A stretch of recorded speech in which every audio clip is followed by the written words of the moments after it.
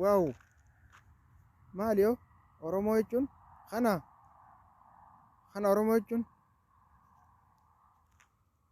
jechuun kana la waaw waaw waaw waaw mee siyaan mubaarak dubbiin akkasii miti mee akkanumatti taa'ii ni kennina taa'ii mee gubbaarraan baafna waaw akkana la oromoo jechuun kana beeku malee addunyaan guutuun baruu qabdi.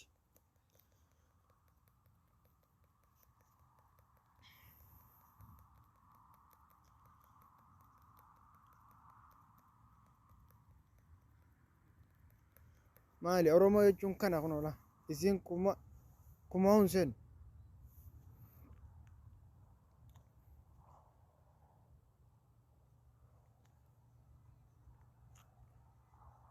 haa intala oromoo jechuun kana beeki kana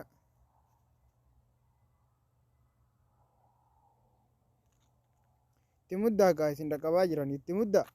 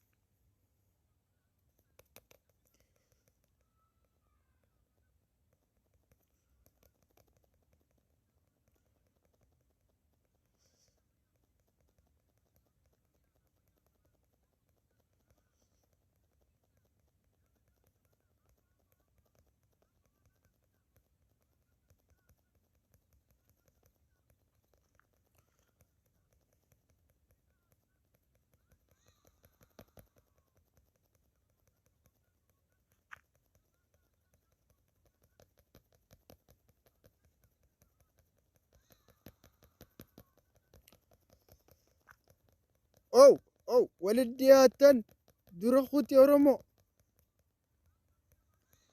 دور أخوتي خطير بشون تنون أخوت شفتي وطنا لين جليسي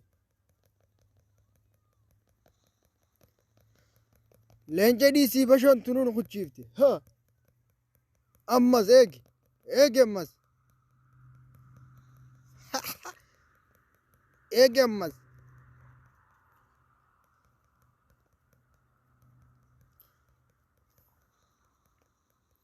مليانة ميقلال الشيشة oromoo jechuun kana beeki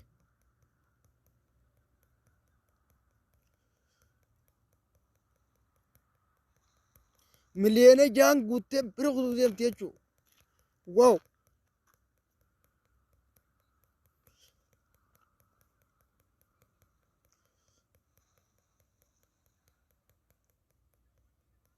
dubbattaa kanaan ta'a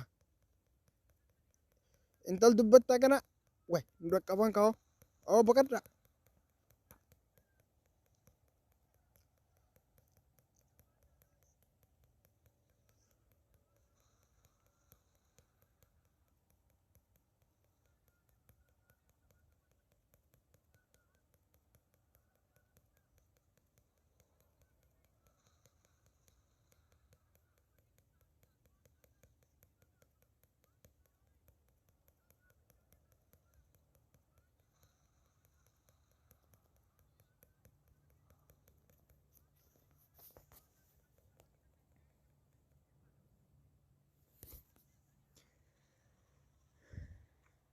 maali ree leenca akka kanaan gartu mubaarake mooteer ishiishe mooteer qabxii guddaan dura jirra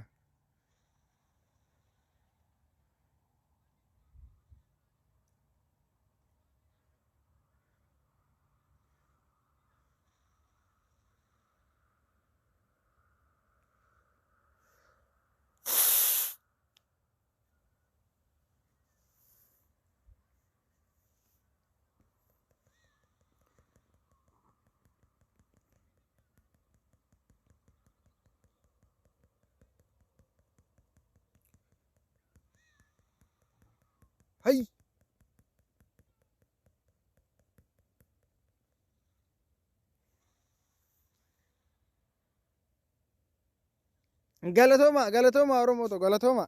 Guys galatooma. Dhiisi ganaa leenca kana siraaf irraan godhini. Bitaa eessa?